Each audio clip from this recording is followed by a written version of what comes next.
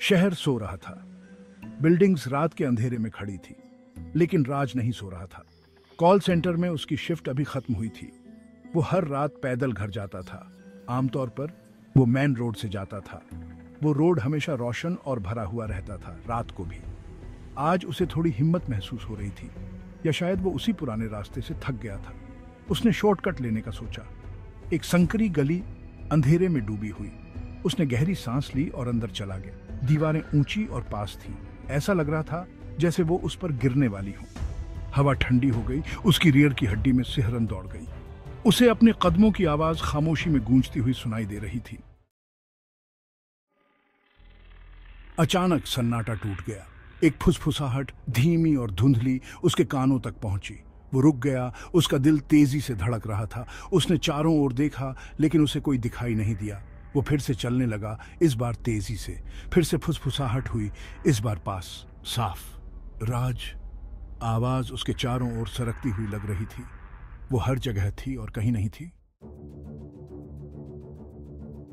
राज का खून सूख गया। कोई उसे बुला रहा था, लेकिन कौन? और उन्हें उसका नाम कैसे पता? उसने अपनी रफ्तार तेज कर दी। उसकी सांसें उसके गले में अटक रही थी। वो अपने डर को हर कदम के साथ बढ़ता हुआ महसूस कर सकता था। फिर उसने महसूस किया, एक ठंडा नम हाथ उसके कंधे पर आया। वो घूम गया। उसकी आंखें दहशत से फैली हुई थीं। गली के आखिर में 3 लोग खड़े थे। उनके चेहरे साये में छिपे हुए थे, लेकिन उनकी आंखें एक अजीब रोशनी से चमक रही थीं।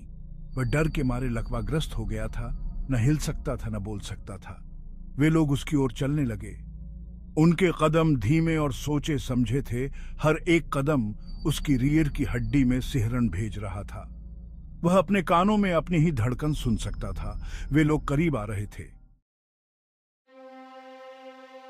उनकी आवाजें, फुसफुसाहट का एक समूह उसे घेरे हुए लग रही थी। हम घर का रास्ता जानते हैं राज, उन्होंने कहा। उनके शब्द हवा में लटके हुए थे, भारी और अशुभ। हम आज रात मिलेंगे राज। उसने एक और शब्द सुनने का इंतजार नहीं किया। वो मुड़ा और इतनी तेजी से भागा जितनी तेजी से वो पहले कभी नहीं भागा था। गली अंतहीन लग रही थी, लेकिन आखिरकार वो तेज रोशनी वाली सड़क पर आ गया। जब तक वह अपने अपार्टमेंट की बिल्डिंग तक नहीं पहुंच गया, तब तक वह दौड़ना बंद नहीं किया। उसने अपने पीछे दरवाजा जोर से बंद कर लिया और उसके सहारे खड़ा हो गया। हाँफ रहा था। वो सुरक्षित था, अभी के लिए। लेकिन उस रात जब वो बिस्तर पर लेटा था, तो उसे ये एहसास नहीं छोड़ रहा था कि कोई उसे देख रहा है। और हर रात जब वो अंधेरे में लेटा होता था, तो वो उन्हें सुन सकता था। उसकी खिड़की के बाहर फुसफुसाहट। हम इंतजार कर रहे हैं राज। वे इंतजार कर रहे थे, और वो जानता था कि वो वापस आएंगे।